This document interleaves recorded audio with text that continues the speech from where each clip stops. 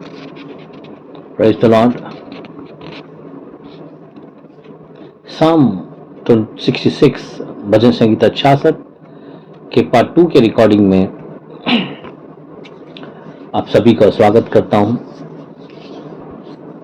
हम पिछले कुछ दिनों से भजन संगीता 66 पढ़ते हुए आ रहे हैं और उसमें से समझ रहे हैं कि इस संगीतकार, इस भजन संगीता जिसने लिखा है, माना जाता है कि दाऊद ने लिखा, मगर डायरेक्ट रेफरेंस नहीं है, मगर इसे इतना खूबसूरती से लिखा है और बहुत बेहतर तरीके से लिखा है और इसी को हम पढ़ते हुए, समझते हुए आ रहे, मनन कर रहे इस भजन संगीता 66 को लेकर, जिससे हम कुछ बातें सीख रहे हैं, समझ रहे हैं, जो हम अपने जीवन में लागू कर सकते हैं। इसे रिकॉर्डिंग को हम अपने चैनल बी ब्लेस्ड एकेडमी में अपलोड करते हैं। आप लोग उसको सुनते हैं और यदि अगर आपको अच्छा लगे तो लाइक करें।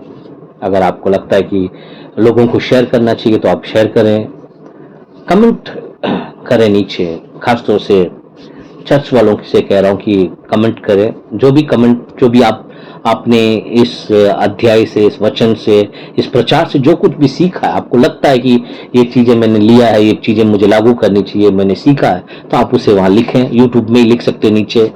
इससे क्या होगा कि आपके कमेंट अब सब लोग पढ़ सकते हैं, सिर्फ चर्च वाले ही नहीं, सभी लोग पढ़ सकते हैं। उससे क्या है कि सब लोगों को फायदा हो सकता है और मैं भी पढ़ सकता हूं और हम सब एक कनेक्ट होकर सीख सकते हैं कि परमेश्वर का वचन हमारे लिए क्या कहता है। भजन संगीता, वैसे सारे भजन संगीता हमारी प्रेरणा के लिए लिखी गई है और बहुत अच्छा है, हम उसे सीखते हैं। और प्रार्थना है, लगभग सभी चीजें प्रार्थना के बारे में है। कैसे पुराने नियम के लोग जो हैं, उस टाइम पर जो लोग थे, उन्होंने कैसे कैसे चैलेंजेस का सामना किया, कैसे उन्होंने प्रार्थना किया, कैसे कभी दुखी थे, कभी खुशी थे, कभी कुछ था, कभी कुछ हो, तो इतना मतलब उत्साह उसके अंदर है। और जब आप उसको सही ढंग से समझते हैं, अच्छे से समझ पाते हैं इन चीजों में क्या लिखा है, कोई अगर आपको प्रचार करके समझा सकता है तो आपके लिए, हमारे सभी लोगों के लिए बहुत बढ़िया है। और मैंने भी बहुत कुछ सीखा है, तो इसलिए मैं आप लोगों को उसमें से निकाल के आप लोगों को बता रहा हूं। पहले हम भजन संगीता 1 से लेकर 20 तक पढ़ देंगे, फिर उसके बाद आगे हम लोग बढ़ेंगे। हे सारी पृथ्वी के लोगों, परमेश्वर के लिए जय जयकार करो, उसके नाम की महिमा का भजन गाओ, उसकी स्तुति करते हुए उसकी महिमा करो। परमेश्वर से कहो कि तेरा काम क्या ही भयानक है, तेरा महा सामर्थ के कारण तेरे शत्रु तेरी चापलूसी करेंगे। सारे पृथ्वी के लोग तुझे दंडवत करेंगे और तेरा भजन गाएंगे, वे तेरे नाम का भजन गाएंगे। आओ परमेश्वर के कामों को देखें, वह अपने कार्य के कारण मनुष्य को वह योग्य देख पड़ता है। उसने समुद्र को सूखी भूमि कर डाला, वह महानद से पांव पांव पर उतरे, वहां हम उसके कारण आनंदित हुए। जो पराक्रम से सर्वदा प्रभुता करता है और अपनी आंखों से जाति जाति को ताकता है, हठीले अपने सिर ना उठाएंगे।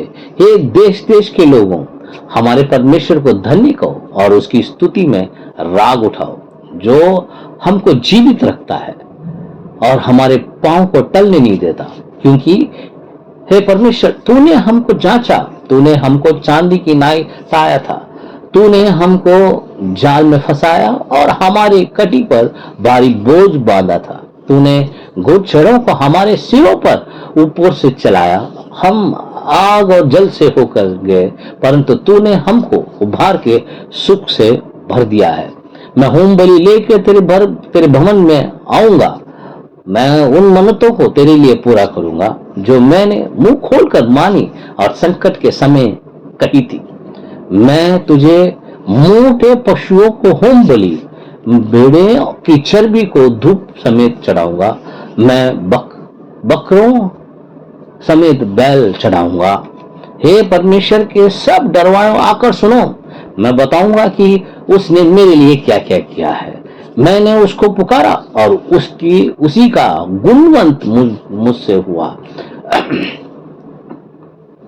गुणवाद मुझसे हुआ। यदि मैं मन में अनर्थ बात सोचता तो प्रभु मेरी ना सुनता, परंतु परमेश्वर ने तो सुना है, उसने प्रार्थना की और ध्यान दिया है। धन्य है परमेश्वर, जिसने ना तो मेरी प्रार्थना अनसुनी की और ना मुझसे अपनी करुणा दूर कर दी है। सबसे पहले तो मैं क्षमा मांगता हूँ यदि अगर मेरे पढ़ने में कहीं पर कोई गलत हो, कोई शब्द मैंने ठीक से नहीं पढ़ा हो, क्योंकि मेरी हिंदी पढ़ने में इतनी अच्छी नहीं है। बोल तो थोड़ा लेता हूँ, मगर पढ़ने में कहीं भी कभी कुछ कठिन शब्द आ जाते तो ठीक से नहीं कर पाता हूँ, तो उसके लिए मैं क्षमा मांगता हूँ। और आगे हम बढ़ेंगे। पिछले पार्ट में हमने देखा था 1 से लेके मैंने 12 तक आप लोगों को विस्तार से समझाया था कि यहाँ पर क्या बोला जा रहा है, क्या हमें करना चाहिए, किस तरीके से। और इस भजन संगीतों को समझने का तरीका ये है। सबसे पहले मैंने बताया आपको कि ये 1 से लेकर 7 तक वो इस भजन संगीतकार क्या कर रहा है, सभी लोगों को बुला रहा है, सारी सृष्टि के लोगों को बुला रहा है। वो कह रहा है कि आकर देखो, क्योंकि ये बहुत जरूरी है। उस समय पर यहूदी लोग सिर्फ ये समझते थे कि अब्राहम, इसहाक और याकूब का परमेश्वर सिर्फ हमारा परमेश्वर है और बाकी सब लोग तो कचरा है, बाकी सब लोग तो नरक के लिए बनाए गए। ऐसे उनकी मेंटेलिटी, ऐसे लोग सोचते थे। मगर ये जो भजन संगीतकार ऐसा नहीं सोचता, ये सोचता कि परमेश्वर जो है सभी का है, और इसीलिए वो सभी लोगों को बुलाता है। 1 से लेकर 7 तक इस बात का वर्णन है कि सारी पृथ्वी के लोग आओ, सारी पृथ्वी के लोग तुझे दंडवत करेंगे। मतलब वो सारे लोगों को चाहता है कि वो जीवित परमेश्वर को जाने और समझे और उसके पास आए। ये 1 से लेकर 7 तक है। उसके बाद 8 से लेकर 12 तक वो परमेश्वर के लोगों को बुला रहा है, मतलब इजराइल के लोगों को बुला रहा है और वो अपने लोगों को बुला रहा है। इसीलिए 8 से लेकर आप देखोगे तो हे देश देश के लोगों, हमारे परमेश्वर को धन्य कहो और उसकी स्तुति में राग उठाओ, जो हमको जीवित रखता और हमारे पांव को टलने नहीं देता, क्योंकि हे परमेश्वर तूने हमको जांचा। फिर क्योंकि वो इजराइल लोगों से बात कर रहा है, तो इसीलिए वो इन सब बातों के बारे में बात कर रहा है। जांचने के बारे में, परीक्षा के बारे में, कैसे वो जाल में फंसाया। तो ये वो लोगों को समझा रहा है कैसे परमेश्वर ने उनको हर एक परेशानी से कैसे सिखाया, कैसे ताड़ना करी, कैसे उसको परमेश्वर ने उन्हें बचाकर उन्हें निकाला। और लास्ट में जब 12वें वचन जब खत्म करता है, वहां कहता है परंतु तूने हमको उभार के सुख से भर दिया। मतलब यहां पर वो हमने 12 तक, पिछले पार्ट में हमने 12 तक हमने देखा। अब 13 से लेके 20 तक इस पार्ट में हम विस्तार से समझेंगे और जानेंगे। और 13 से 20 तक क्या कह रहा है। पहला 1 से लेकर 7 तक सभी लोगों को बुला रहा है। 8 से लेकर 12 तक वो परमेश्वर के लोगों को, इजराइल लोगों को बुला, अपने लोगों को बुला रहा है, यहूदी लोगों को बुला रहा है कि आकर मिलो, आके देखो। 13 से लेकर 20 तक वो सिर्फ वो अपने बारे में बात कर रहा है। मतलब कि 3 पार्ट में वो उसे बोल रहा है। सबसे पहले सभी को बुला रहा है, दूसरा फिर अपने भाई बंधुओं को बुला रहा है, तीसरा वो अपने बारे में बात कर रहा है। फिर देखो 13 कैसे शुरू होता है। देखो, मैं होम बलि लेकर तेरे भवन में आऊंगा। अब यहां पर भी क्या है कि ये अपने बारे में तो बात कर रहा है, मगर इसमें भी 2 पार्ट है। मतलब 13 से लेकर 20 तक में भी 2 पार्ट है। अगर आप इसको देखोगे 13 से लेकर 15 तक वो परमेश्वर से कुछ कह रहा है। अगर आप देखोगे, मैं होम बलि लेकर तेरे भवन में आऊंगा, मैं उन मन्नतों को तेरे लिए पूरा करूंगा जो मैंने मुंह खोलकर मानवीय संकट के समय कही थी। मैं तुझे मोटे पशुओं को होम बलि, भेड़ों की चर्बी धूप समेत चढ़ाऊंगा, मैं बकरी समेत बैल चढ़ाऊंगा। हे परमेश्वर के सब दरबार। 13 से लेकर 15 तक वो परमेश्वर से बात कर रहा है और 15 के बाद वो लोगों से बात कर रहा है। कहता है हे परमेश्वर के सब डरवाओ, आकर सुनो, मैं बताऊंगा कि उसने मेरे लिए क्या क्या किया। अब ये 2 पार्ट है, इसमें भी 2 पार्ट है। 13 से लेकर 20 में भी 2 पार्ट है। 13 से लेकर 15 तक और 16 से लेकर 20 तक 2 पार्ट है। मैं तो कहूंगा इसमें भी 3 पार्ट है, क्योंकि 18 से लेकर 20 तक एक अलग पार्ट है। वो मैं बाद में आप लोगों को समझाऊंगा, इसी पार्ट में समझाऊंगा। मगर इसमें भी हम 3 पार्ट कर सकते हैं, क्योंकि 3 अलग अलग चीजें हैं इसके अंदर। 13, 14, 15 ये संगीतकार दाऊद माना जाता है, दाऊद ने लिखा है। दाऊद परमेश्वर से कुछ कह रहा है। 16 से लेके 16 और 17 वो लोगों से कुछ कह रहा है, और 18 से 20 तक कुछ बहुत ही जरूरी बात वो अपने आप से भी कह रहा है और हम सबसे भी कह रहा है। तो इसीलिए ये भजन इतना खूबसूरत, इतना प्रेरणा देने वाला भजन है, जिसे आप जब समझोगे तब आप लोगों को पता चलेगा कि किस तरीके से इसको मनन कर सकते हैं और इसको समझ सकते हैं। खास तौर से ये जो 13 से लेके 20 तक जो जो मुख्य ये जो पाठ है, ये ज्यादातर सभी लोगों के लिए है। जवान बच्चों के लिए तो बहुत ज्यादा जरूरी है ये 13 से लेके 20 तक, जो अपने जीवन में भटक जा रहे हैं, जो परमेश्वर के पास नहीं आ पाते हैं या परमेश्वर के लिए नहीं कर पाते हैं या अपने जीवन में स्ट्रगल कर रहे हैं, चैलेंजेस फेस कर रहे हैं, ये उन लोगों के लिए है। जब इसको अपने सही ढंग से इसको समझोगे तब आपको पता चलेगा कि वाकई में इस 13 से लेके 20 तक कितना कुछ छुपा हुआ है जो भजन संगीतकार हमें सिखाना चाह रहा है। राइट, पढ़ लेते हैं एक बार 13 से लेके 20 तक, फिर उसके बाद मैं आगे बढ़ूंगा। मैं होम बलि लेकर तेरे भवन में आऊंगा, मैं उन मन्नतों को तेरे लिए पूरा करूंगा जो मैंने मुंह खोलकर मानी और संकट के समय कही थी। अब देखिए, अब 1 से लेकर 12 तक तो आप अगर आपको समझना है तो आप मेरे फर्स्ट पार्ट में जाके सुन सकते हैं। अब 13 में अब वो नैरो डाउन करके वो नीचे आ रहा है और आके कह रहा है कि देखो भाई, सारी पृथ्वी के लोगों को बोल दिया, इजराइल लोगों को बोल दिया। अब वो कह रहा है कि अब कह रहा है कि मैं परमेश्वर के पास जा रहा हूं और परमेश्वर के पास भवन में जा रहा हूं और भवन में मैं कुछ लेके जा रहा हूं। क्या लेके जा रहा हूं? होम बलि लेकर तेरे भवन में आऊंगा। परमेश्वर से कह रहा है, परमेश्वर मैं होम बलि लेकर आया हूं तेरे भवन में, और क्योंकि मैंने कुछ मन्नत मांगी थी, और जो मैंने मन्नत मांगा था वो मैं पूरा करने के लिए होम बलि लेकर आ रहा हूं। कितना बढ़िया बात देखो, है ना।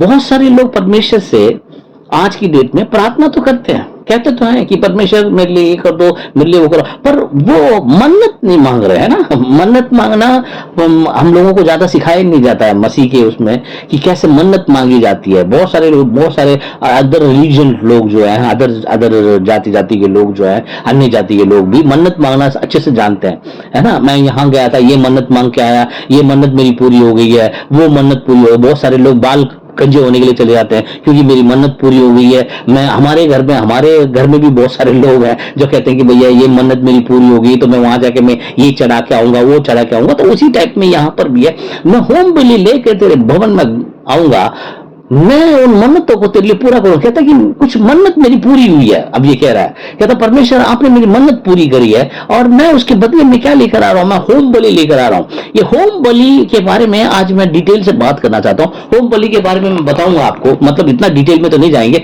मगर मैं कुछ आपको समझाना चाहता हूं कि होम बलि क्या होता है और ये क्यों लेकर जा रहा है और इस होम बलि से क्या होता है। क्या परमेश्वर होम बलि, मन्नत मांगते समय होम बलि देना हमारे लिए जरूरी है, और ये होम बलि है क्या चीज, और यहां पर इस होम बलि का इतना महत्व क्यों है।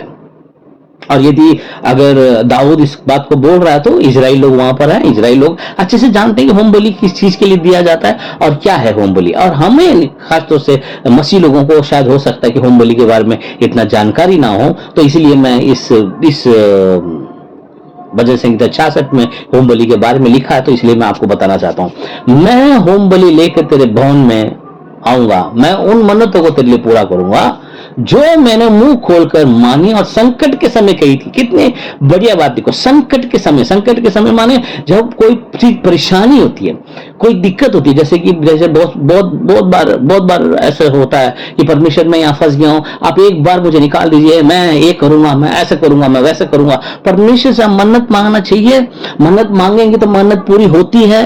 और क्या ये मन्नत मांगने की प्रैक्टिस अच्छा है या नहीं है? मन्नत मांगने की प्रैक्टिस अच्छा है, मगर कैसे करना चाहिए वो मैं आपको अभी थोड़ी देर में बताता हूं। मन्नत कैसी मांगनी चाहिए, किस टाइप की मन्नत मांगनी चाहिए, मन्नत मांगना सही है कि नहीं है। और परमेश्वर को तो सब पता है, परमेश्वर तो सब जानते हैं, परमेश्वर हमारे लिए नहीं, वो परमेश्वर जानता है सब कुछ है, पर आप परेशानी में मुंह खोलकर जब आप कहते हो परमेश्वर मैंने मुंह खोलकर, कितना जो मैंने मुंह खोलकर मानी, इतना एक एक चीज, एक एक लाइन कितने तरीके देखो, मुंह खोलकर मानी, है ना। बहुत सारे लोग सोच रहे हैं मुंह ही नहीं खोलना है। कब आपने लास्ट मुंह खोला? मुंह खोलकर परमेश्वर से कहा परमेश्वर मेरी ये परेशानी है, मेरी ये दिक्कत है, मुझे ये चाहिए, मैं ये देखना चाहता हूं। और संकट के समय कही थी, मतलब परेशानी के समय कही थी, है ना। परेशानी के समय मैंने कहा था परमेश्वर आप मुझे इसमें से निकाल दो, आप मुझे बचाओ। आप, क्योंकि दाऊद बहुत सारी परेशानियों से होके गुजरा है, बहुत सारे जंग लड़ने पड़े उसको, बहुत सारी दिक्कत परेशानी से गुजरा, राजा रहा मगर परेशानी बहुत रही, मगर अब ये जब लिख रहा है वो याद कर रहा है उन चीजों को, कैसे परमेश्वर ने उसको कितने सारे संकट से परमेश्वर ने बचाया। और वो कह रहा है कि मैंने मुंह खोलकर कहा था कि मैं मुंह खोलकर संकट के समय मैंने कहा था कि मैं आपके लिए ये करूंगा। तो अब वो होम बलि को लेकर भवन में आया है, कह रहा है मैं अब अपनी मन्नत को पूरा करने आया हूं, क्योंकि परमेश्वर ने मुझे बचाया, मेरे को संकट के समय में परमेश्वर ने मुझे बचाया। इसीलिए वो क्या कह रहा है, होम बलि लेकर तेरे भवन में आऊंगा।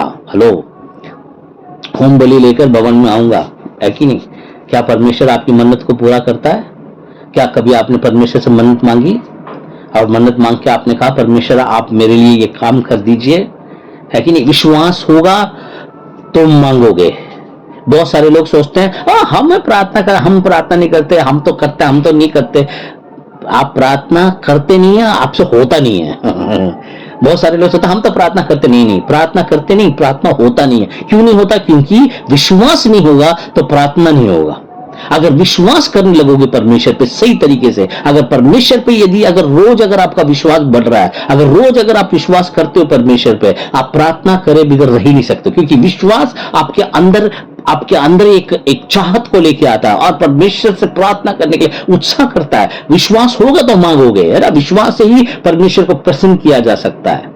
विश्वास नहीं है तो परमेश्वर को प्रसन्न नहीं कर सकते आप। और इसीलिए अगर आप प्रार्थना नहीं कर रहे हो तो आपकी दिक्कत और कुछ नहीं है, विश्वास नहीं है आपको। अगर आपको विश्वास है परमेश्वर है और परमेश्वर मेरे को मेरी सहायता करता है, परमेश्वर मुझे संभालता है, परमेश्वर मेरे को प्रोवाइड कर रहा है, परमेश्वर मेरी देखभाल करता है, परमेश्वर मुझे मेरे चैलेंजेस को आगे बढ़ने देगा, है ना? कितना कुछ परमेश्वर कर सकता है, नहीं? विश्वास है तो आप मांगोगे, विश्वास नहीं है तो नहीं मांगोगे। बहुत सारे लोग सोचते हैं हाँ हमें प्रार्थना की जरूरत नहीं, या हम नहीं करते, या वो नहीं नहीं नहीं नहीं।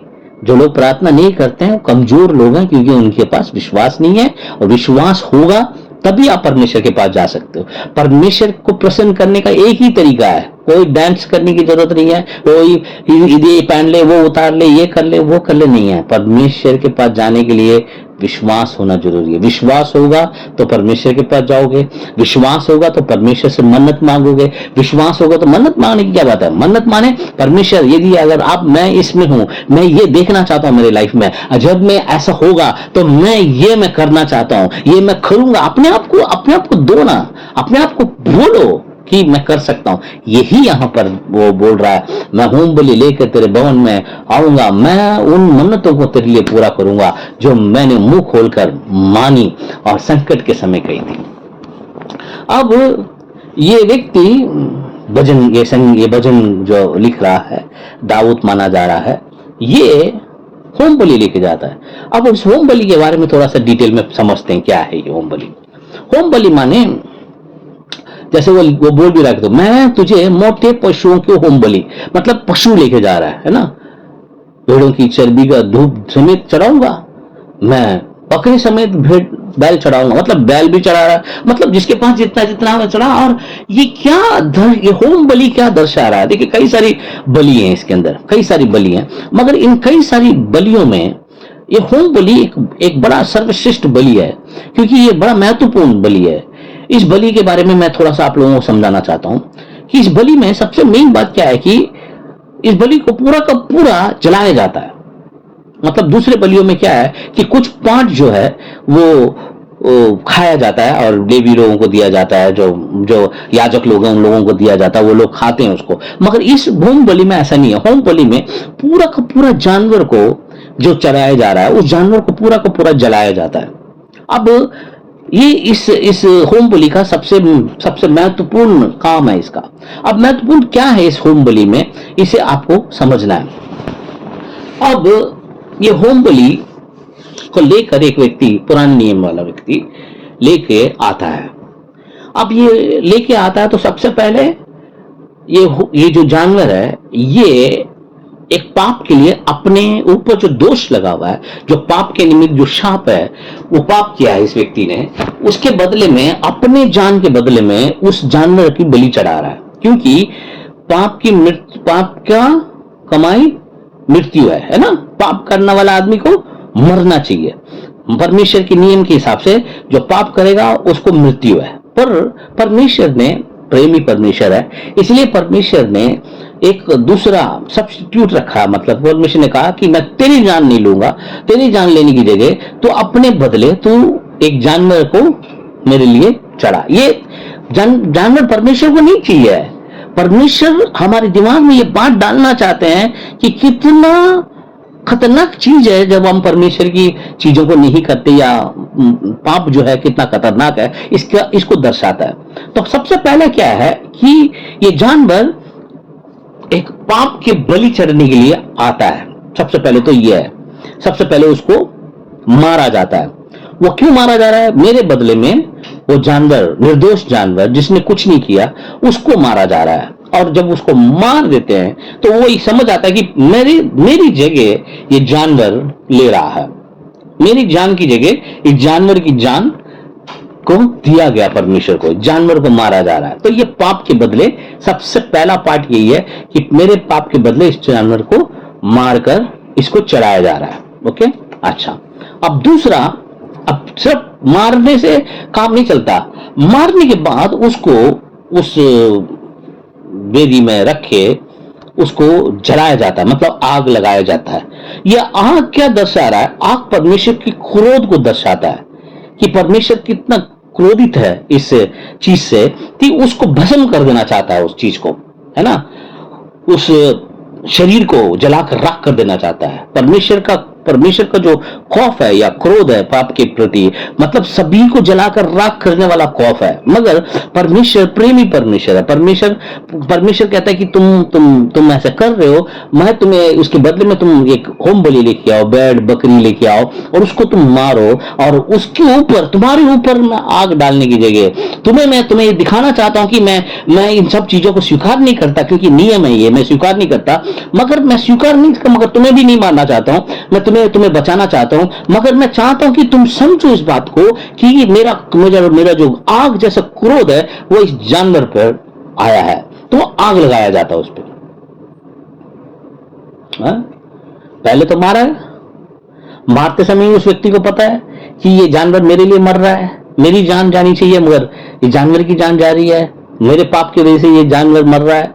फिर उसके बाद सिर्फ वहीं खत्म नहीं होती, फिर उसके बाद उस पूरे जानवर को, पूरे जानवर को आग लगाया जा रहा है। और वो आग जो है परमेश्वर का दंड है समझ लो, या न्याय समझ लो, क्रोध समझ लो।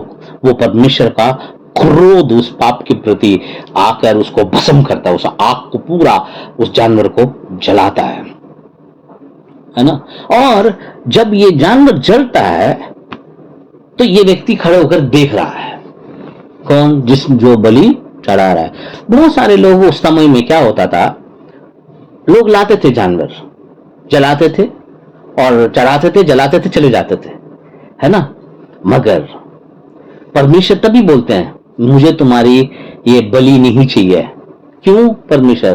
क्योंकि तुम, सबसे पहली बात तो जो चीज मैं तुम्हें समझाना चाह रहा हूं इस बलि के द्वारा, इस बलि के इस सारे सड़न के द्वारा, इस सारे कामों के द्वारा, मैं जो चाहता हूं कि तुम समझो वो चीज तुम नहीं जान रही हो या नहीं समझ रहे हो। इसीलिए परमेश्वर कहते हैं कि मुझे तुम्हारी बलि नहीं चाहिए, मुझे मैं चाहता हूं कि तुम पहले समझो इस बात को कि क्या हो रहा है यहां पर, कैसे पवित्र परमेश्वर पाप को नहीं देख सकता, कैसे पवित्र परमेश्वर पाप को देख नहीं सकता।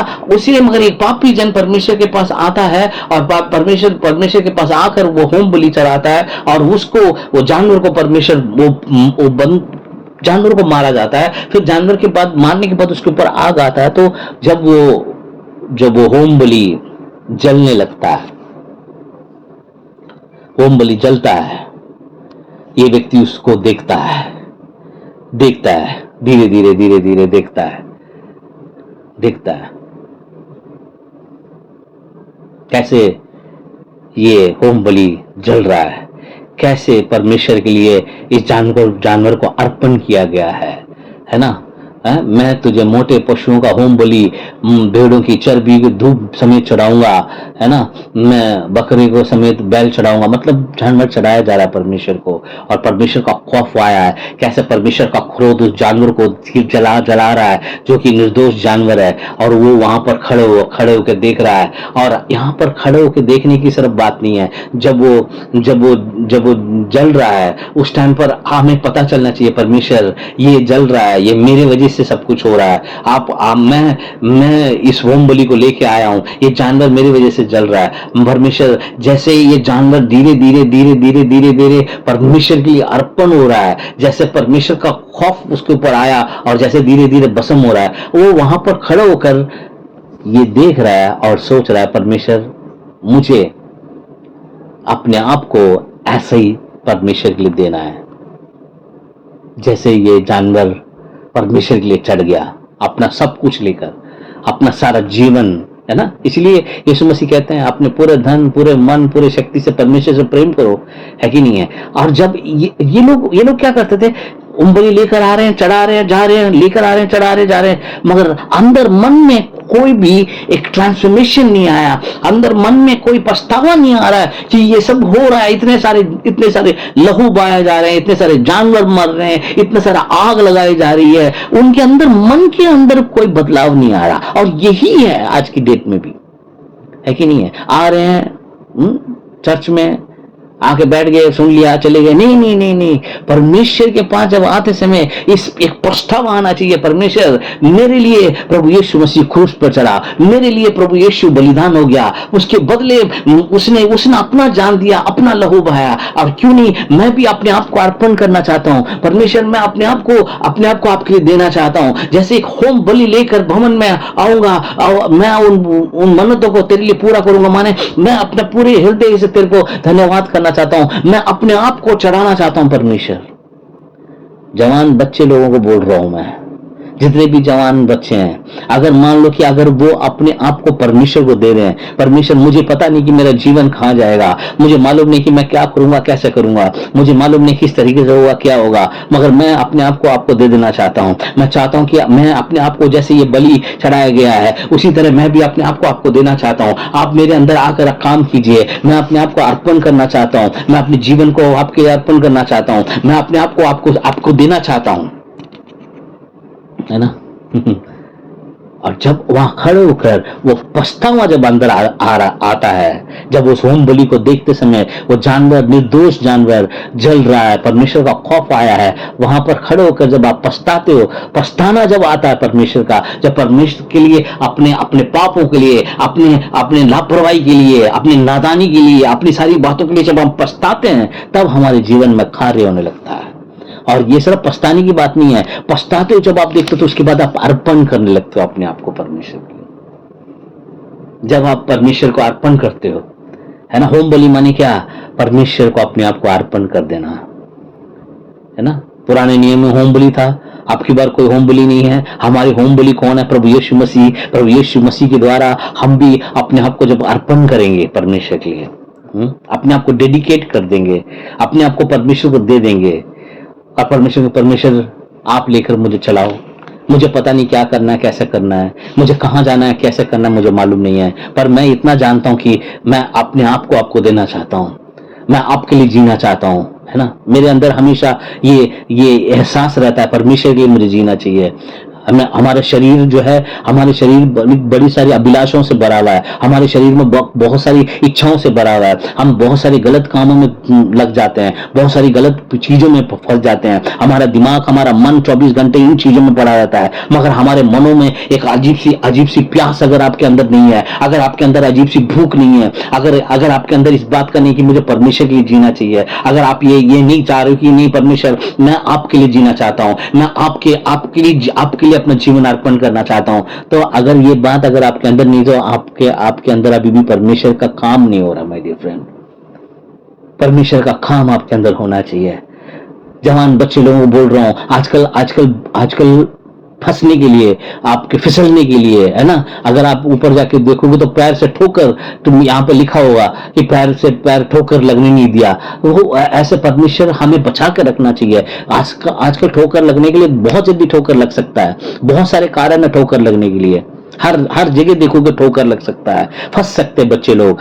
मगर अगर अगर कोई भी जवान बच्चा, सभी लोगों को बोल रहा हूँ, सभी उम्र वाले लोग, जब अगर आप परमेश्वर को, परमेश्वर मैं अपने आप को होम बलि करके चढ़ाना चाहता हूँ, सब कुछ, है ना, सब कुछ, सब मेरा सारा पार्ट आपको देना चाहता हूँ। मेरा मन, मेरा दिमाग, मेरी आंखें, मेरी सोच, मेरी बातें, सब कुछ मैं आपका अर्पण करना चाहता हूँ, मैं आपको देना चाहता हूँ, है ना।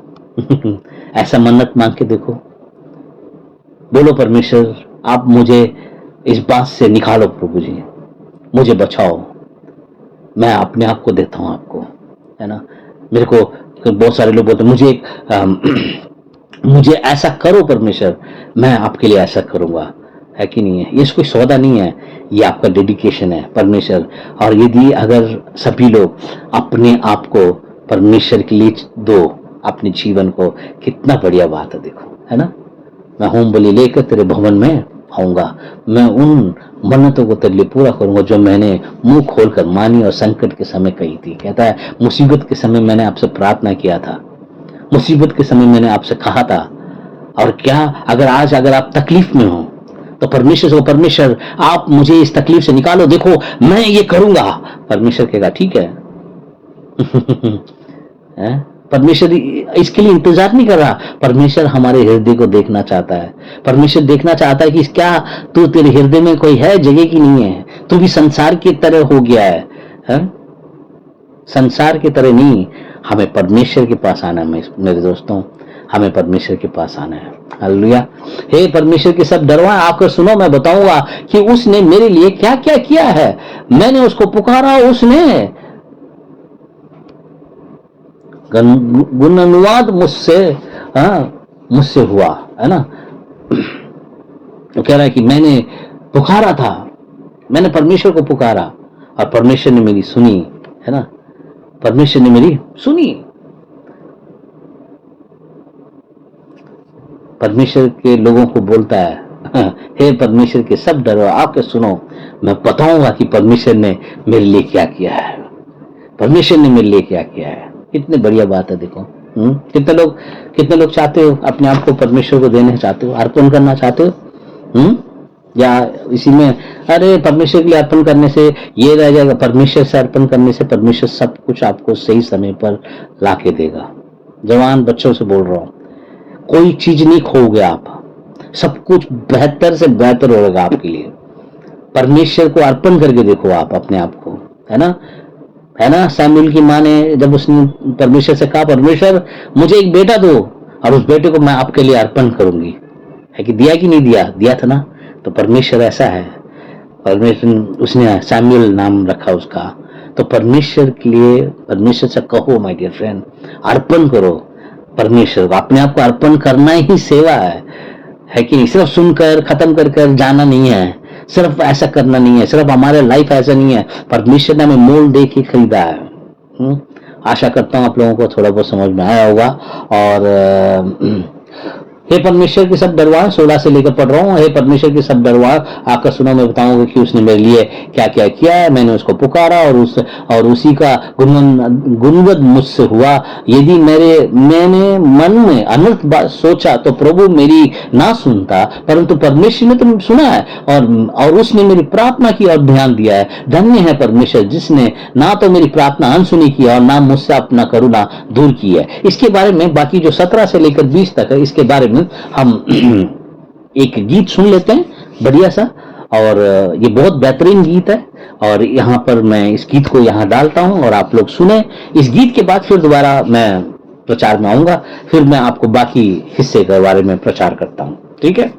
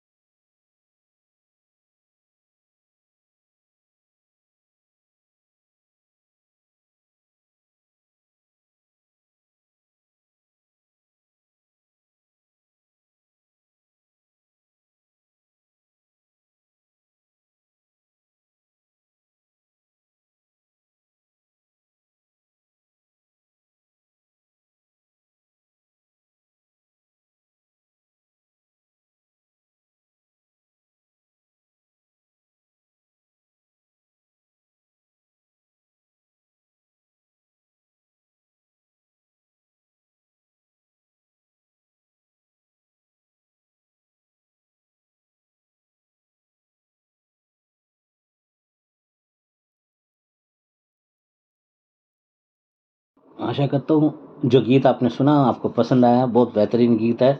और इस जगह पर मैंने डाला है तो मेरे को अच्छा लगा, तो मैंने इसलिए डाला ताकि वचन के साथ साथ परमेश्वर का गीत भी ऐसे गाया जा सके। और आशा करता हूँ आपको अच्छा लगा होगा। चलिए आगे कंटिन्यू करते हैं। होम बलि के बारे में मैंने आप लोगों को बताया कि मैं होम बलि लेकर तेरे भवन में आऊँगा, मैं उन मन्नतों को तेरे लिए पूरा करूँगा। परमेश्वर के पास जब भी हम जाते हैं, हम सिर्फ खाली नहीं जाना चाहिए, मुंह खोलकर परमेश्वर के संकट के समय जब मुंह खोलकर हम प्रार्थना करेंगे, मुंह खोलकर जब परमेश्वर से मांगेंगे, मुंह खोलकर जब परमेश्वर से कहेंगे, परमेश्वर मेरे को ये दिक्कत परेशानी है, आप मेरे लिए ये करो परमेश्वर, मैं अपने आप को देना चाहता हूँ। जैसे होम बलि पूरा का पूरा जल जा रहा है, अर्पण कर दे रहे हैं परमेश्वर को होम बलि को, उसी तरह हमें भी अपने आप को अर्पण करना है। प्रभु यीशु मसीह ने अपने आप को परमेश्वर को अर्पण किया।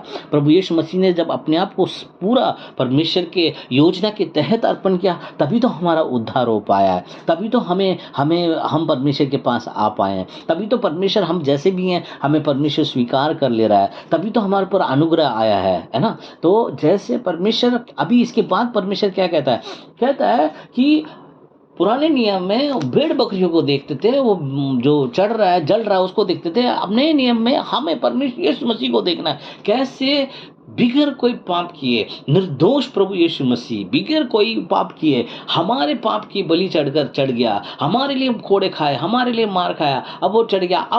अब ये तो हम जान रहे हैं, ये तो बहुत सारे लोग जान रहे हैं, है ना, उद्धार पा गए, मगर उसके बाद काम नहीं हो रहा अंदर, है ना। उसके बाद वही चीजें उसी ऐसे ही जीवन जीते रहोगे तो परमेश्वर क्या कहेगा, कहता है तुम्हें तो बिल्कुल ही दिमाग नहीं है, तुम समझ ही नहीं रहे हो, पश्चाताप नहीं हो पा रहा है ना। जब आपके अंदर एक एहसास होगा परमेश्वर के काम का, जब आपके अंदर एहसास होगा परमेश्वर के उस बलिदान को परमेश्वर ने जो दिया है, तब आपके अंदर जीवन बदलने लगेगा। जवान बच्चे, जवान लोग अगर आकर परमेश्वर के, परमेश्वर मैं अपने आप को आपको देना चाहता हूँ, मैं चाहता हूँ, मैं आपके लिए जीना चाहता हूँ, मैं आपके वचनों के अनुसार जीना चाहता हूँ, मैं आपकी योजना के तहत जीना चाहता हूँ, मैं चाहता हूँ कि आप मेरे लिए काम करें, मुझे ये संकट से बाहर निकालें, मेरी ये परेशानी से बाहर निकालें, मेरी इस जरूरत को पूरा करें, मैं आप मेरे पिता हो, यीशु मसीह के द्वारा मैं इस प्रार्थना को मांगता हूं और आप मुझे इस्तेमाल करें। परमेश्वर करेगा या नहीं करेगा? निश्चय करेगा मेरे दोस्तों। अब आगे बढ़ते हैं।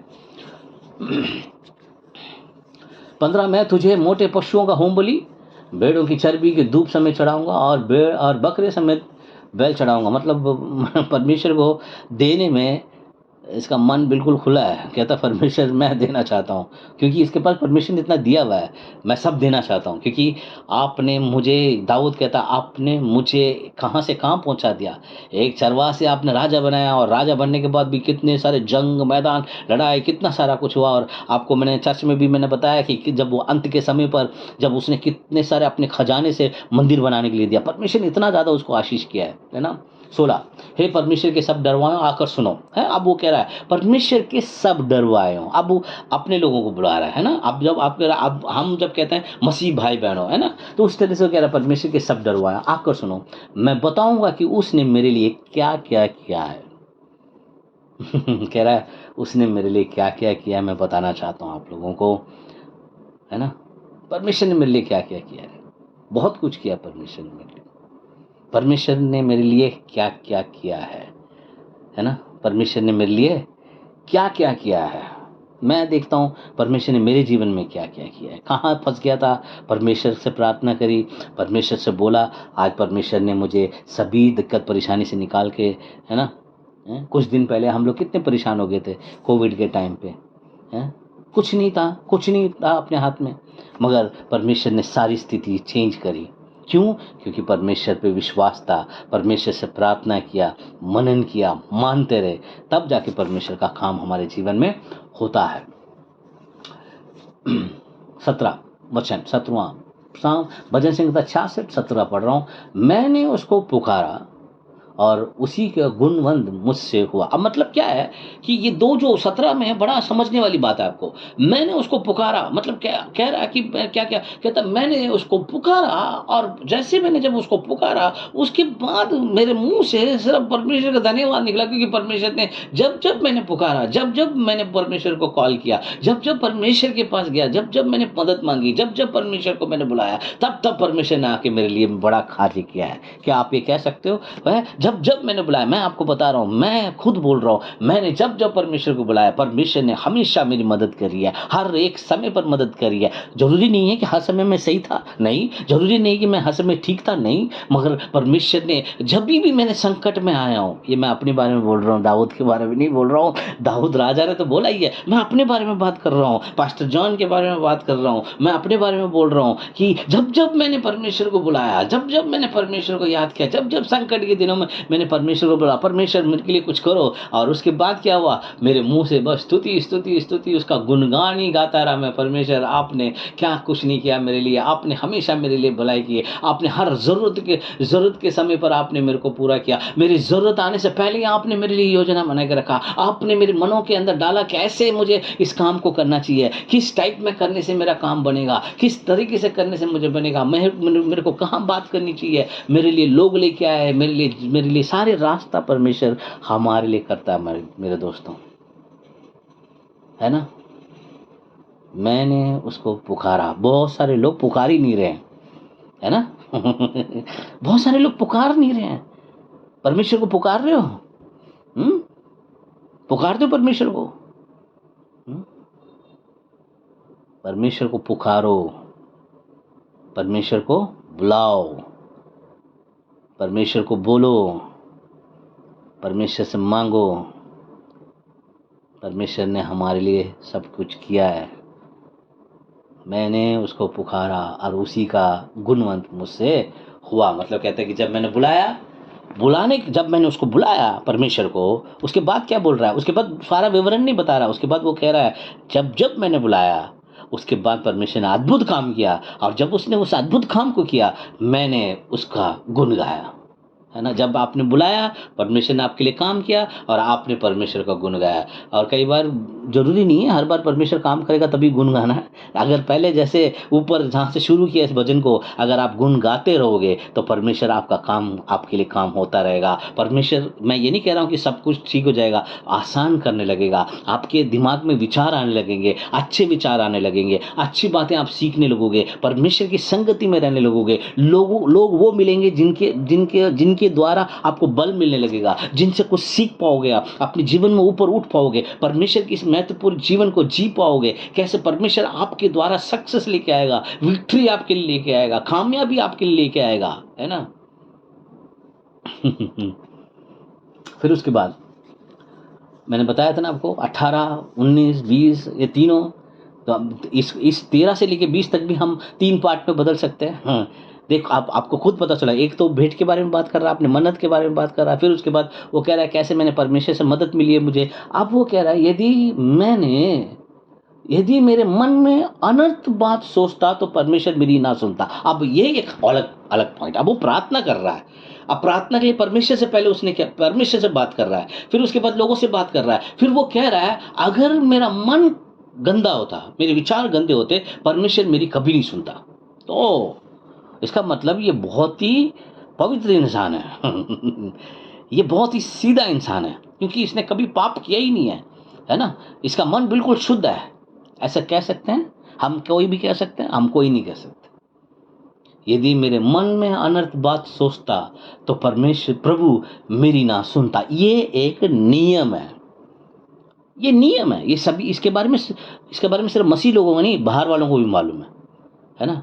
परमेश्वर अच्छे लोगों की प्रार्थना सुनता है, भले लोगों की प्रार्थना सुनता है ना? जो अच्छे लोग होते हैं उनकी प्रार्थना सुनता है, जो उसको मानते हैं उसकी प्रार्थना सुनता है कि नहीं?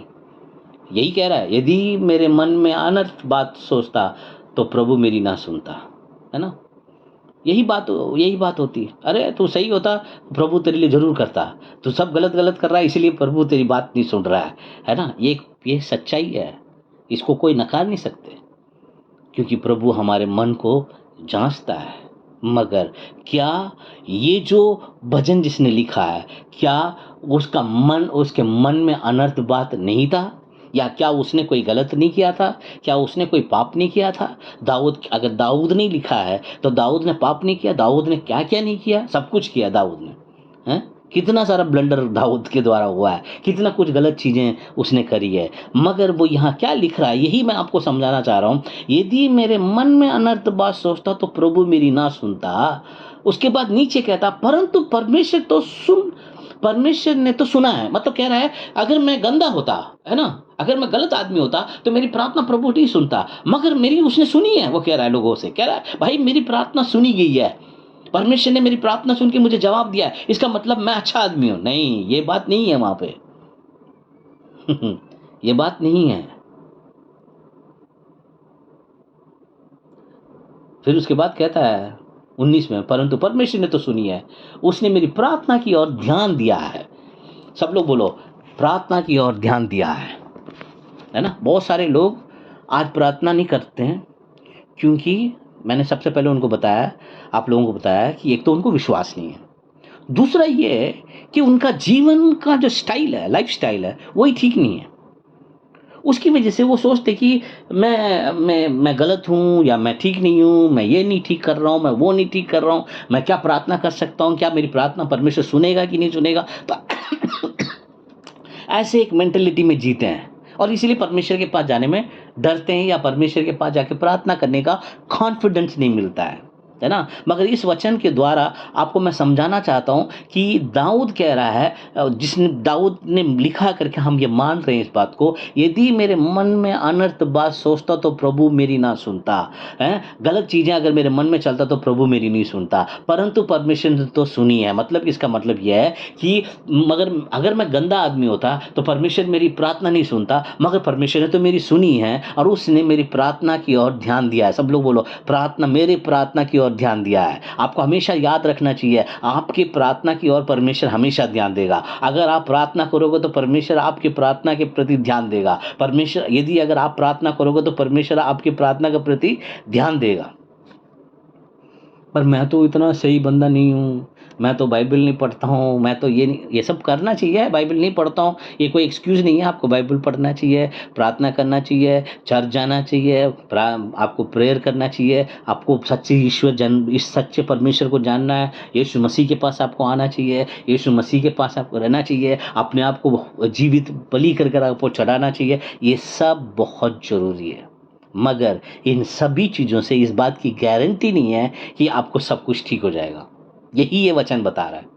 कह रहा है मुझे लग भी सकता है कि मैं बिल्कुल ठीक हूँ, मैं सब कुछ सही कर रहा हूँ, मगर ऐसा नहीं है। वो कह रहा है यदि मेरे मन में अनर्थ बातें सोचता तो प्रभु मेरी ना सुनता, गलत बातें सोचता तो प्रभु मेरी सुनता नहीं, परंतु उसने तो मेरी सुनी और उसने तो मेरी प्रार्थना की ओर ध्यान दिया है। यही ब्यूटी है। ब्यूटी समझ तो सुंदरता, मसीह में परमेश्वर की सुंदरता यहीं पर है। देखिए ये क्या है कि लोग कहते हैं कि अगर तुम परमेश्वर तुम्हारी प्रार्थना सुनने के लिए तुम्हें अच्छा रहना चाहिए, तुम्हें सही होना चाहिए, तुम्हें ऐसा होना चाहिए, वैसा होना। इसीलिए वो क्या है, कपड़े पे ध्यान देते हैं, नहाने धोने पे ध्यान देते हैं, इस पे ध्यान देते हैं, उस पे ध्यान। मैं इसका मतलब ये नहीं कि गंदे होकर आप चले जाओ, मगर इन सारी चीज़ों पे ध्यान देना नहीं है। मगर वो क्या, इन सारी चीज़ों पे ध्यान नहीं देना। सोच भी कई बार हमारी गलत होती है, हमारी विचारधारा भी गलत होता है, हमारे विचार में डर भी हो सकता है, सब कुछ हो सकता है। मगर वो कह रहा है कि मैं ऐसे सब था, मगर उसने मेरी प्रार्थना भी दी। प्रार्थना करने के लिए जब आप परमेश्वर के पास जाओगे, अगर आपके अंदर विश्वास है परमेश्वर के लिए, मैं तो यही कहूंगा, अगर आप परमेश्वर पे विश्वास करते हो और विश्वास के द्वारा परमेश्वर के पास जाके प्रार्थना करते हो, तो वहां पर एक अद्भुत काम होने लगेगा। और वो क्या होने लगेगा मालूम है आपको? वही 20वें वचन में लिखा हुआ है। बहुत सारे लोग सोचते हैं मुझे सही होना चाहिए, गंदे लोग परमेश्वर के पास नहीं जा सकते, गलत विचारधारा लोग परमेश्वर के पास नहीं जा सकते। ऐसा नहीं है दोस्तों, ऐसा नहीं है। बस विश्वास चाहिए आपको। विश्वास है और परमेश्वर के पास जा सकते हो। विश्वास के द्वारा परमेश्वर को प्रसन्न कर सकते हो। विश्वास है तो परमेश्वर के पास जाओ और जाकर परमेश्वर से प्रार्थना करने लगो। और देखो, आप सही नहीं भी हो, कोई भी सही नहीं है इस धरती में, सिर्फ प्रभु यीशु मसीह के अलावा। आप सही नहीं भी हो, कोई बात नहीं, आप जाओ परमेश्वर के पास और जाकर प्रार्थना करो और परमेश्वर से कहो, परमेश्वर मैं मेरे लाइफ में ये चाहिए मुझे, मैं ये बनना चाहता हूँ, मैं ये करना चाहता हूँ, अपने जीवन को आपके देना चाहता हूँ। मैं चाहता हूँ कि आपकी महिमा आए, मैं आपकी महिमा कर सकूँ, मैं और मेरा परिवार आपकी महिमा कर सके, है ना? ऐसा यदि कहोगे तो परमेश्वर क्या कहता है, लास्ट वाला लाइन कहता है, धन्य हो परमेश्वर, धन्य है परमेश्वर जिसने ना तो मेरी प्रार्थना अनसुनी की, है ना? सब लोग बोलो, मेरी प्रार्थना अनसुनी की। मेरी प्रार्थना उसने अनसुनी नहीं की, ना तो अनसुनी की, परमेश्वर ने मेरी प्रार्थना अनसुनी नहीं की, है ना? मैं जब भी परमेश्वर के पास गया, प्रार्थना अनसुनी नहीं करी। क्यों? इसका मतलब इसलिए नहीं करी कि मैं बहुत सही आदमी हूँ, नहीं, और ना मुझसे अपनी करुणा दूर करिए। देखिए, यही मेन पॉइंट है, लास्ट वाला। उसने मेरी प्रार्थना का जवाब इसीलिए नहीं दिया क्योंकि मैं बहुत सही हूँ, मेरी प्रार्थना का जवाब इसीलिए नहीं दिया कि मैं दूसरों से बढ़िया हूँ, मेरी प्रार्थना का जवाब इसीलिए नहीं दिया कि मैं 10वां अंश देता हूँ, मेरी प्रार्थना का जवाब इसीलिए नहीं दिया कि मैं बहुत नेक इंसान हूँ। नहीं नहीं नहीं नहीं नहीं नहीं, मेरी प्रार्थना का जवाब इसलिए आया क्योंकि उसने मेरी प्रार्थना को अनसुनी नहीं की और ना ही उसने अपना करुणा, मतलब मेरी कृपा मेरे ऊपर जो उसने रखी है उसे दूर नहीं किया। जो कुछ भी हमें मिलेगा, जो भी हम प्राप्त करते हैं, जो भी हम चाहेंगे, जो भी कुछ हमें मिलेगा, वो परमेश्वर के अनुग्रह से मिलेगा। इसलिए प्रभु यीशु मसीह ने कहा, मेरा अनुग्रह तेरे लिए काफी है। परमेश्वर आप पर अनुग्रह करता है। आप परमेश्वर के पास जाओ, परमेश्वर से मांगो। परमेश्वर, मेरे को लगता है कि मैं ठीक नहीं हूँ, मेरे को लगता है आप मेरी प्रार्थना नहीं सुनोगे, मगर मुझे आपके अनुग्रह पर भरोसा है। आप मेरे पर अनुग्रह करें, आप मुझे सिखाएं, मुझे समझाएं। मैं ऐसे ही जीना नहीं चाहता हूँ, मैं बदलना चाहता हूँ, मैं चेंज होना चाहता हूँ और बढ़िया होना चाहता हूँ। यही वो बोल रहा है। वो कहता है, परंतु परमेश्वर ने तो मेरी सुनी है और उसने मेरी प्रार्थना की और ध्यान दिया है ना? हमेशा ध्यान रखो, प्रार्थना की ओर परमेश्वर ध्यान देता है। धन्य है परमेश्वर जिसने ना तो मेरी प्रार्थना अनसुनी की, परमेश्वर ने मेरी प्रार्थना अनसुनी नहीं की, पर उसने अपनी करुणा कभी मुझसे दूर नहीं किया। परमेश्वर की करुणा सर्वदा मेरे ऊपर बना हुआ है, परमेश्वर की करुणा सर्वदा मेरे बच्चों के ऊपर बना हुआ है, परमेश्वर की करुणा सर्वदा मेरे परिवार के ऊपर बना हुआ है, परमेश्वर की करुणा मेरी कलीसिया के ऊपर बना हुआ है, परमेश्वर की करुणा मैं जहाँ हूँ वहाँ पर बना हुआ है। परमेश्वर, आपने मेरी प्रार्थना को अनसुनी नहीं की क्योंकि आप हमारे पर अनुग्रह करते हो। हम जो हमें करना है वो सब हम कर रहे हैं, मगर ये सभी चीज का भी गारंटी नहीं है कि हम लोग बिल्कुल सही है, नहीं है कि नहीं है?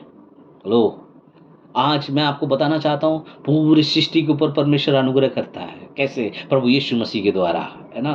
प्रभु यीशु मसीह ने खुद कहा कि उसने अपने बेटा भेजा है ताकि परमेश्वर एक भी नाश ना हो, है ना? एक भी नाश ना हो, सभी लोग उद्धार पाए, क्योंकि परमेश्वर चाहता है सभी लोग आए, सभी लोग प्रार्थना करें, सभी लोग प्राप्त कर लें। परमेश्वर की इच्छा यही है, क्योंकि परमेश्वर ने यीशु मसीह को हमारे लिए भेजा है, अनुग्रह दिया है उसने हमारे लिए, अनुग्रह किया उसने हमारे ऊपर, है ना? करुणा उसने दूर नहीं किया है। कितने लोग कहते हो, मेरे ऊपर परमेश्वर की करुणा है, मेरे बच्चों के ऊपर परमेश्वर की करुणा है, हमेशा करुणा बना रहे।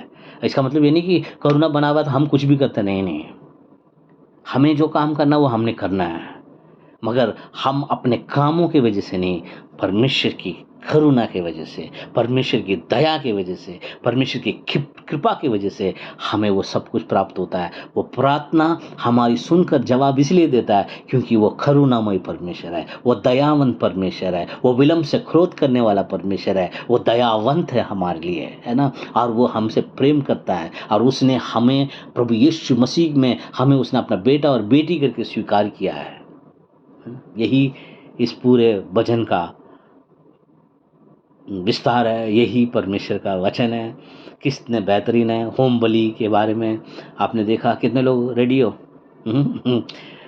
अपने आप को अर्पण करना चाहते हो? परमेश्वर, मैं अपना जीवन आपको देना चाहता हूँ, आप मुझे लीजिए, मुझे इस्तेमाल कीजिए, मुझे इस्तेमाल कीजिए, मुझे सक्सेस दीजिए, बेहतर बनने के लिए आप मेरे को योग्यता आपने दिया हुआ है। मुझे और कामयाब बनाइए और बेहतर बनाइए मुझे। मैं अपने आप को आपको देना चाहता हूँ। मैं आपके लिए जीऊँगा। मैं आपके लिए जीऊँगा। मैं आपके लिए जीऊँगी। आप मेरे जीवन को बेहतर बनाओगे, है ना? एक बार सबसे बढ़िया कि आप मुझे किसी के आगे हाथ नहीं फैलाने दोगे। मैं हमेशा अब आपके लिए जीऊँगा, है कि नहीं? याकूब जब अपने मामा के यहाँ पे जा रहा था, उसने कहा, प्रभु यदि अगर तूने मेरा ध्यान रखा, मेरे को खाने के लिए खाना मिल गया, मेरे को रहने के लिए जगह मिल गया, सब कुछ मिल गया, मैं अपनी कमाई में से 10वां देता रहूँगा। याकूब ने बोला और परमेश्वर ने किया भी, मन्नत मांगा उसने, है ना? और वही यहाँ पर भी बोल रहा है। कितने लोग रेडी हो मन्नत मांगने के लिए, हैं? मन्नत मांगने से पहले परमेश्वर को क्या अर्पण करोगे? परमेश्वर, यदि अगर आपने मुझे कामयाबी भी दी, यदि अगर आपने मेरे लिए ये किया, यदि अगर आपने ये हुआ मेरे लिए, मैं आपके लिए मैं ये करूँगा और उसको याद रखूँ। हेलो, परमेश्वर को सोना चांदी नहीं, परमेश्वर का हमारा मन चाहिए, हमारा जीवन चाहिए होता है। और जब हम परमेश्वर के अर्पण वाला जो जीवन जीते हैं, उससे बेहतरीन चीज़ क्या हो सकता है ना? और आज हमारे सामने हमारे प्रभु यीशु मसीह हैं, जिन्होंने अपना जीवन अर्पण किया है अपने पिता के लिए, और उन्होंने हमारा उद्धार किया है। और आज हम सब एक साथ मिलकर आकर परमेश्वर को धन्यवाद करते हैं। आशा करता हूँ आपको भजन संगीत अच्छा से 1 से लेकर 20 तक समझ आया। इस पार्ट में मैंने थोड़ा डिटेल में समझाया आप लोगों को। अगले हफ्ते कुछ और रिकॉर्ड करेंगे, तो अपने चैनल में डालते रहेंगे। आपको पसंद आया तो लाइक करें, शेयर करें और लोगों को भी भेजें, और आप लोग भी सुनते रहें, कई बार सुने, क्योंकि ऐसी चीज़ें एक दिन में नहीं सीखा जाता है, धीरे धीरे सीखा जाता है। बच्चों को समझाओ, सबसे पहले जवान बच्चे जो बड़े हो रहे हैं उन्हें समझाओ कि परमेश्वर के लिए कैसे जीना है। ये सब आगे बढ़कर परमेश्वर हमारे लिए आशीष ठहराएंगे, और परमेश्वर का अनुग्रह और करुणा सदा आप लोगों के साथ सदा हमेशा बना रहे। और इस प्रार्थना करेंगे हम सब लोग मिलकर, सर्वशक्तिमान पिता परमेश्वर, जितने लोग सुने इस वचन को, एक बहुत ही बेहतरीन चीज़ है प्रभु। हम अपनी जीवन शैली में कई बार लापरवाही से जीते रहते हैं, मगर आज हमें होम बलि के बारे में समझ में आया, कैसे एक निर्दोष जानवर अपना जीवन दे देता है। उसकी कोई गलती नहीं होती, हमारी गलतियों को अपने ऊपर ले लेता है पहले, फिर उसके बाद आपका आग जो क्रोध है वह आग बनकर उस जानवर को जलाता है। और वो सिर्फ वो जानवर जल रहा है, मगर असली में दंड योग्य हम हैं।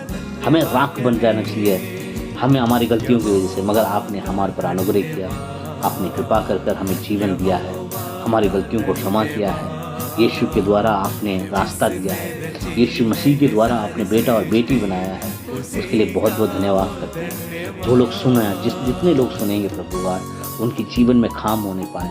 और कहीं पर भी अगर वो स्ट्रगल कर रहे हैं प्रभु जी, आज अपने जीवन को लेकर, आपके लिए जीने को लेकर, प्रभु सबसे पहले वो यदि अगर अर्पण करेंगे अपने आप को, और आप उनके जीवन में काम करोगे, अनुग्रह उनके ऊपर आने लगेगा, और इस अर्पण के द्वारा परमेश्वर बहुत सारी अच्छी चीज़ें उनके जीवन में होने लगेगा। स्ट्रगल खत्म होकर प्रभु आप बल और ताकत उनको मिलने लगेगा, बातें को समझ में आने लगेंगी, ताकि वो अपने जीवन को यीशु मसीह में आगे की ओर बढ़ सकें। प्रभु मसीह के जीवन को जीने में उनको मदद मिलेगा। प्रभु बहुत बहुत धन्यवाद परमेश्वर कि आपने इन्हें हमें समझाया, हम सीख पाए। जैसे यहाँ लिखा है कि यदि मैं मन में अनर्थ बात सोचता तो प्रभु मेरी नहीं सुनता। हाँ प्रभु, हमें पता है जब अनर्थ बात हमारे दिमाग में घूमता है, अनर्थ बातें हमारे दिमागों में रहता है, तो हम परमेश्वर पर ध्यान नहीं दे पाते हैं। जब हम परमेश्वर के वचन पर ध्यान देते हैं तो हम परमेश्वर से जुड़े रहते हैं। मगर तब भी आप हमें समझाते हो, आपका अनुग्रह सर्वदा हमारे पास रहता है, ताकि हम हमेशा आपके पास आएँ और आकर उस कृपा के सिंहासन के सामने आकर हम आपके अनुग्रह को प्राप्त कर सकें। बहुत बहुत धन्यवाद परमेश्वर, हमसे इस वचन के द्वारा बातचीत करने के लिए, और आपके आशीष के लिए, आपके पुत्र यीशु मसीह के लिए, और पवित्र आत्मा की अगुवाई के लिए बहुत बहुत धन्यवाद। सबको जय मसीह की।